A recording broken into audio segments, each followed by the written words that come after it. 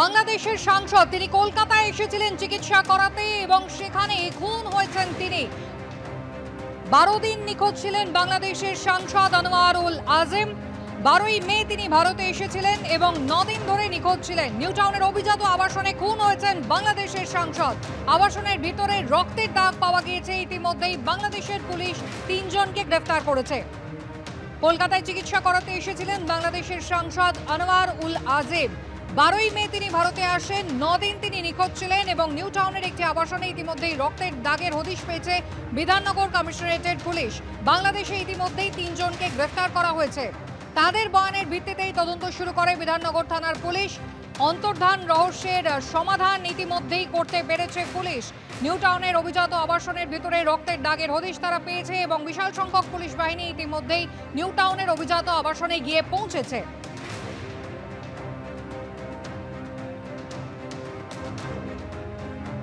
যে 3 জনকে গ্রেফতার করা হয়েছে তাদের বয়ানের ভিত্তিতেই শুরু হয়েছে এই তল্লাশি। বিধাননগর কমিশনারেটের পুলিশ এই তল্লাশি চালায় নিউ টাউনের একটি অভিজাত আবাসনে এবং সেখানে রক্তের দাগ মেলে। 9 দিন ধরে তিনি নিখোঁজ ছিলেন। 12ই মে এসেছিলেন কলকাতায় চিকিৎসার কারণে। 12 তারিখ আসার পর 9 দিন নিখোঁজ এবং তারপর রক্তের দাগ এবার পাওয়া গেল নিউ টাউনের অভিজাত আবাসনে। খুন হয়েছেন কলকাতায় এসে চিকিৎসা করাতে এসে বাংলাদেশের সাংসদ আনোয়ারুল আজিম।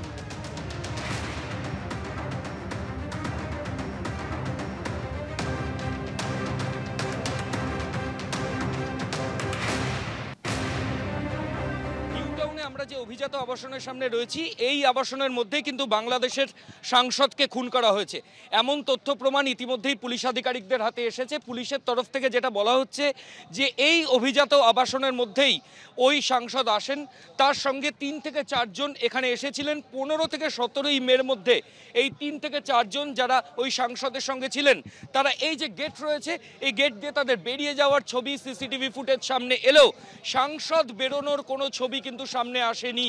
এরই মাঝে বাংলাদেশ ঢাকা পুলিশ তারা বেশ কয়েকজনকে 3 জনকে গোটা ঘটনায় এখনো পর্যন্ত অ্যারেস্ট করেছে এমনটাই জানা যাচ্ছে এবং এই 3 জন যে স্বীকারোক্তি তাতে তারা জানাচ্ছে যে তারা সেই খুনের ঘটনার সঙ্গে যুক্ত।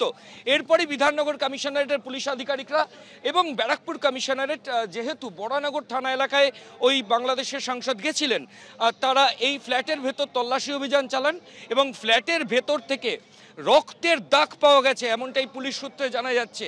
রক্তের নমুনা পাওয়া গেলেও সাংসদের দেহ সেটা কাটা হয়েছে এবং তারপর সেটা কোথায় ডাম্প করা হয়েছে এই নিয়ে কোনো তথ্য প্রমাণ কিন্তু এখনো পর্যন্ত পুলিশের হাতে আসেনি। পুলিশ আধিকারিকরা বলছেন ফ্ল্যাটের মধ্যে থেকে রক্তের দাগ পাওয়া গেছে এবং তার জন্য তারা ফরেন্সিক সায়েন্স ল্যাবরেটরিকে রিকিউজিশন দিয়েছেন। অন্যান্য বিভিন্ন তথ্য প্রমাণ সেগুলো তারা খতিয়ে দেখছেন। বাংলাদেশ পুলিশ ইতিমধ্যেই 3 জনকে গোটা ঘটনায় তাদের যোগসাজশে তারা অ্যারেস্ট করেছে। এই গোটা ঘটনায় আর কেউ রয়েছে কিনা সেটা পারিপার্শ্বিক তথ্য প্রমাণ দেখে নিউ টাউন থানার যে পুলিশ, বিধাননগর কমিশনারেট এবং ব্যারাকপুর পুলিশ কমিশনারেটের আধিকারিকরা যৌথভাবে দেখছেন। ক্যামেরায় সন্দীপন গুপ্তর সঙ্গে ময়ূখ ঠাকুর চক্রবর্তী, এবিপি আনন্দ।